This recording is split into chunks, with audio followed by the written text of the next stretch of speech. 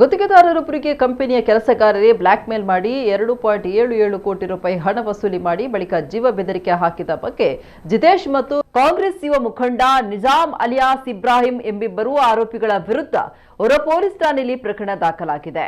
2024ರ ಜನವರಿಯಲ್ಲಿ ದೂರುದಾರರ ಮೊಬೈಲ್ಗೆ ತನ್ನದೇ ಕಂಪನಿಯ ಜಿತೇಶ್ ಎಂಬಾತ ಕರೆ ಮಾಡಿ ತನ್ನೊಂದಿಗೆ ಅಕ್ರಮ ಸಂಬಂಧವಿರುವ ಬಗ್ಗೆ ಅಶ್ಲೀಲ ಫೋಟೋವನ್ನು ಕಳುಹಿಸಿ ವಿಡಿಯೋ ಕೂಡ ಇರುವುದಾಗಿ ಹೇಳಿದ್ದಾನೆ.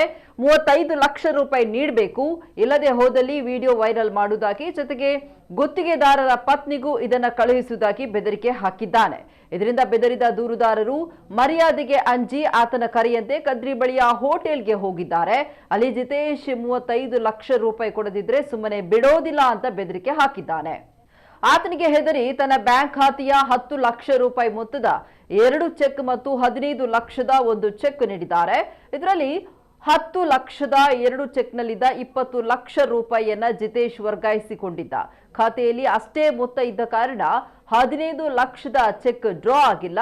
ಮೇ ತಿಂಗಳಿನಲ್ಲಿ ಪುನಃ ಮನೆಗೆ ಬಂದು ಹೆಚ್ಚಿನ ಹಣ ಕೊಡುವಂತೆ ಜಿತೇಶ್ ಬೇಡಿಕೆ ಇಟ್ಟಿದ್ದಾನೆ. ತನ್ನ ಕಂಪನಿಯಲ್ಲಿ ಕೆಲಸ ಮಾಡ್ತಾ ಇದ್ದ ನಿಜಾಮ್ ಅಲಿಯಾಸ್ ಇಬ್ರಾಹಿಂಗೆ ವಿಷಯ ತಿಳಿಸಿದ್ದಾರೆ. ಆಗ ನಿಜಾಮ್ ದೂರುದಾರರ ಮನೆಗೆ ಬಂದು ಜಿತೇಶ್ನನ್ನ ಕರೆದುಕೊಂಡು ಹೋಗಿದ್ದಾನೆ.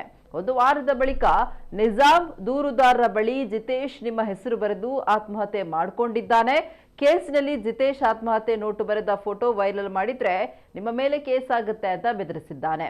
ನಿಜಾಮ್ ಕೂಡ ನಾನಾ ಹಂತಗಳಲ್ಲಿ 2.57 ಕೋಟಿ ರೂಪಾಯಿ ಹಣವನ್ನ ಅವರಿಂದ ಪಡ್ಕೊಂಡಿದ್ದಾನೆ.